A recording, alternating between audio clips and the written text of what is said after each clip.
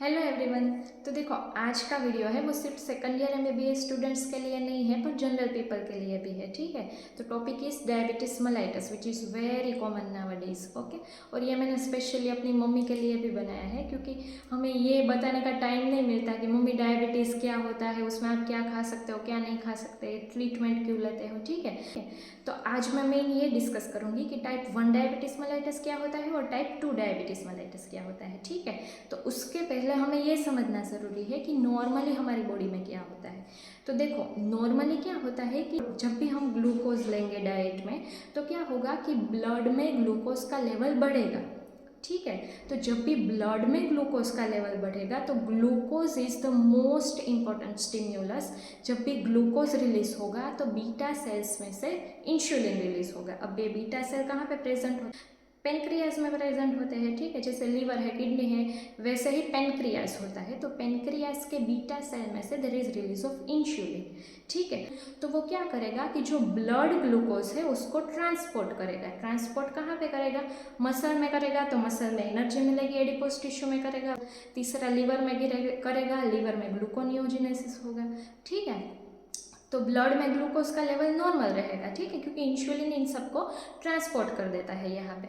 तो देखो, अभी डायबिटीज़ क्यों होता है, तो देखो टाइप 1 डायबिटीज़ मेलाइटस में क्या होता है कि there is destruction of beta cell.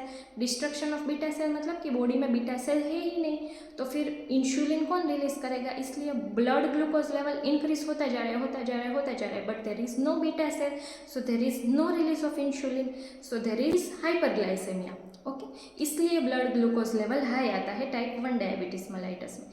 तो देखो, टाइप 1 डायबिटीज मेलाइटस है वो मेनली चाइल्डहुड में होता है। ठीक है, देखो अभी टाइप 2 डायबिटीज मेलाइटस है वो एडल्ट ऑनसेट डायबिटीज मेलाइटस है। ठीक है, तो उसमें व्हाट इज द पैथोजेनेसिस, उसमें there is beta cell is there but there is insulin resistance. तो देखो, इंसुलिन रेजिस्टेंस का क्या मतलब है कि ब्लड में ग्लूकोज बढ़ा, इंसुलिन रिलीज हुआ, पर मसल, एडिपोज टिश्यू और लीवर वो ग्लूकोज को नहीं ले पा रहे हैं।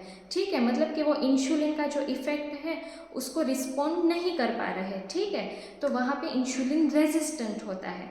ठीक है, तो उसमें इंसुलिन नहीं देते, उसमें ओरल हाइपोग्लाइसेमिक ड्रग देते हैं। ठीक है, बट अगर एट लास्ट अगर ओरल हाइपोग्लाइसेमिक ड्रग भी इफेक्ट नहीं कर रही then we can give insulin. So it is also known as insulin independent diabetes mellitus.